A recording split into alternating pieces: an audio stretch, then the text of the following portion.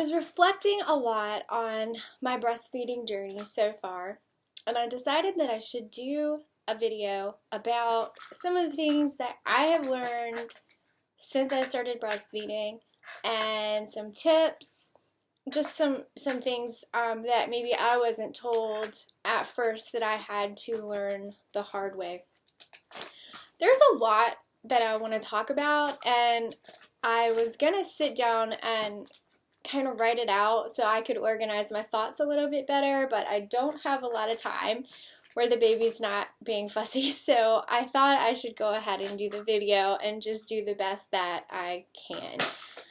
To start off with, I'm not a lactation consultant, not a doctor, I'm just a mom who breastfeeds that has learned a lot. I've been exclusively breastfeeding my daughter for over 5 months now, and it was a very difficult journey at the beginning, to say the least. She had difficulty with the proper latch, and I was getting at least one clogged duct a day, basically, and once I got mastitis, all of this was like within the first 2 weeks. And it was so hard for me. I thought about quitting so many times, but I stuck with it, and it really does get better. So I'm going to kind of talk about things in different sections, and hopefully it'll be somewhat organized. So the first thing, if you are new to breastfeeding, to know is that it does get better. It really, really does get better. Everybody tells you that, but it really does. When I first started, I could not imagine doing it for more than a couple weeks. I was leaking, I was having engorgement, like I was saying, I was having clogged ducts. I felt like I could never put a shirt on because like my breasts were always out. And I was just thinking, oh my gosh, how can I go 6 months or a year without being able to wear a shirt properly, But it does get better. Everything gets better. Your breasts will regulate. Some people even stop leaking. I stopped leaking. That's not true for everyone, but I did stop leaking. I don't have any engorgement anymore. Everything's regulated, and I'm happy to say that I have a shirt on, at least, about 90% of the day now. So, that's a big improvement. A tip that I would give you if you're starting breastfeeding is give yourself small goals. And then once you meet that goal, then reevaluate and, see what your next goal is going to be. My first goal was just 3 weeks.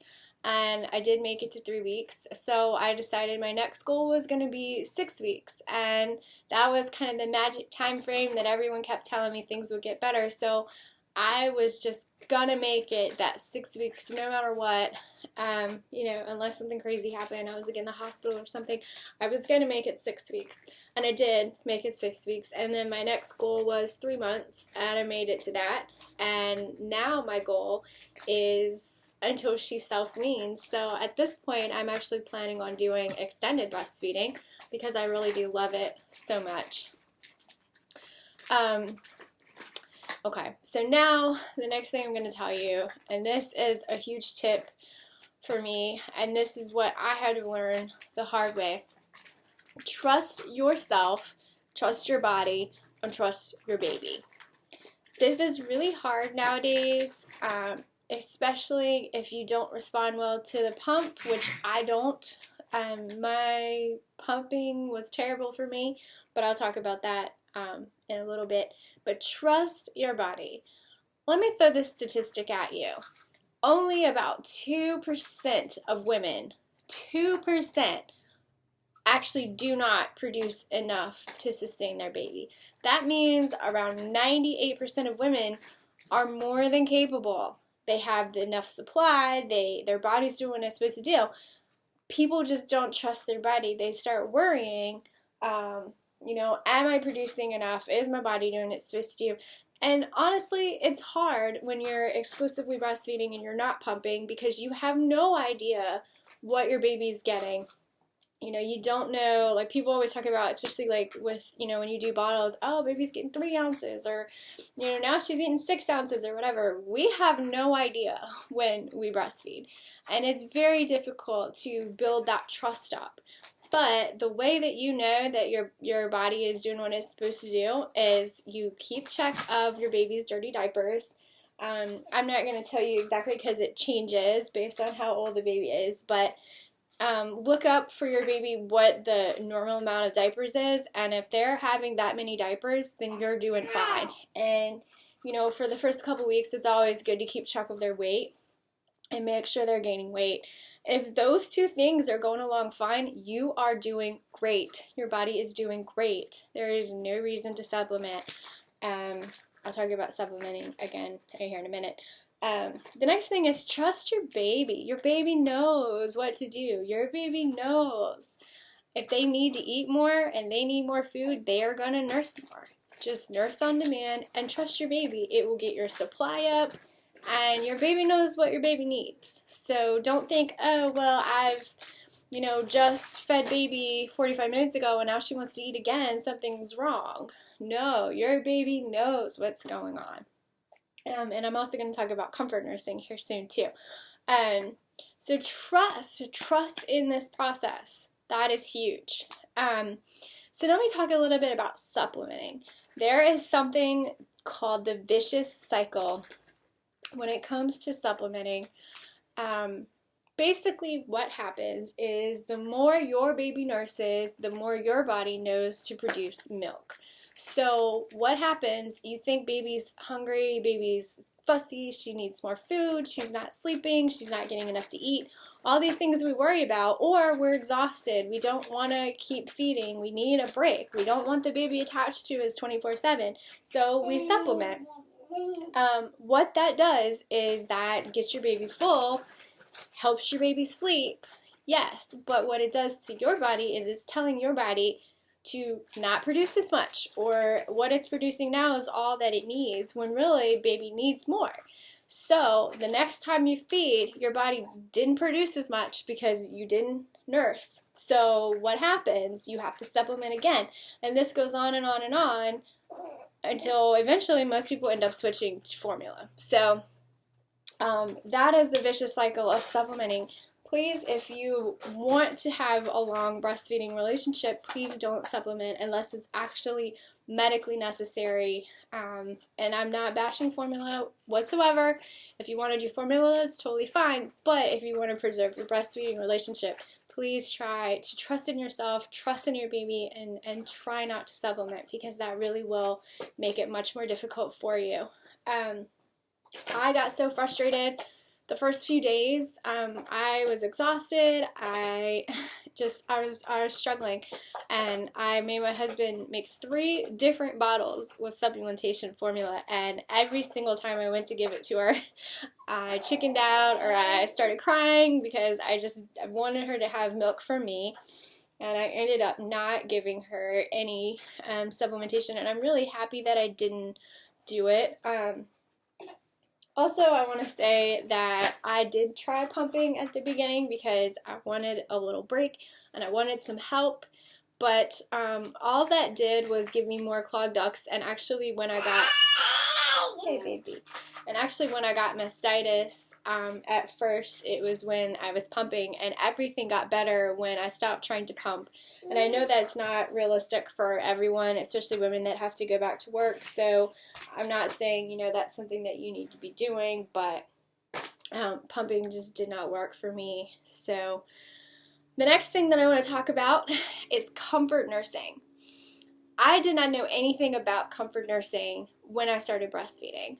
Even in the hospital, she wanted to comfort nurse, and I thought I wasn't doing something right.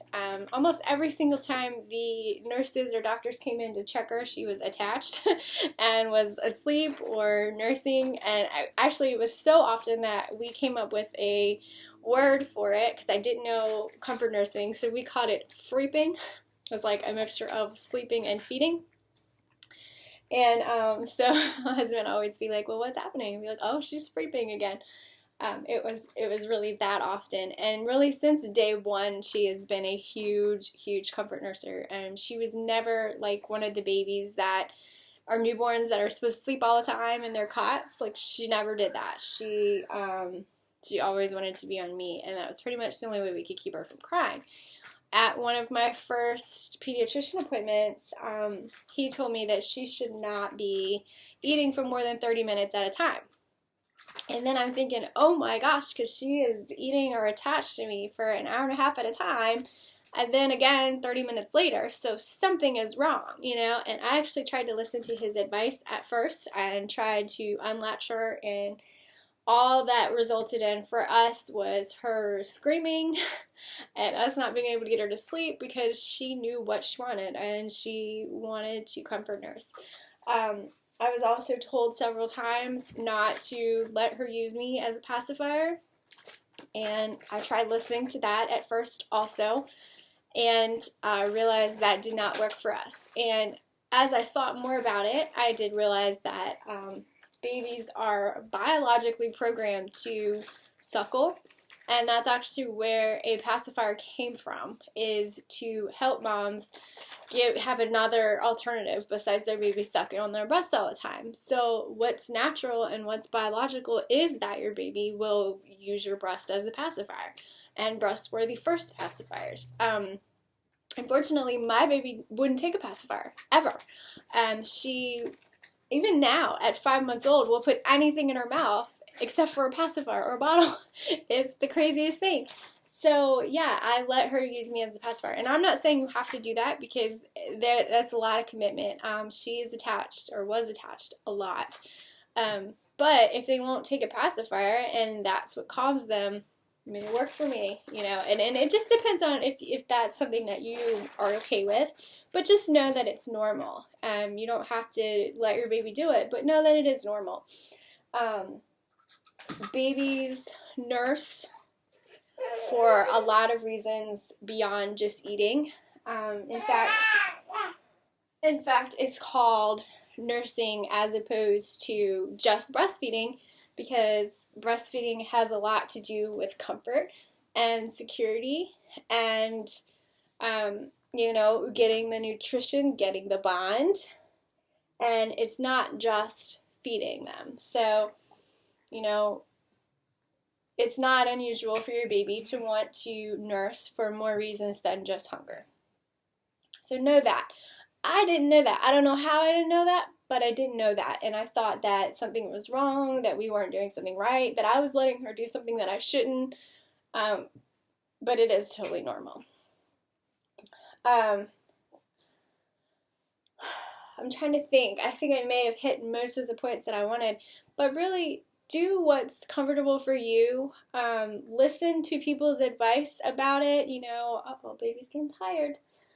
Listen to people's advice, but ultimately do what works for you. Do what makes you feel comfortable, what you like, what your baby needs, because every baby is unique, and, you know, and go with it.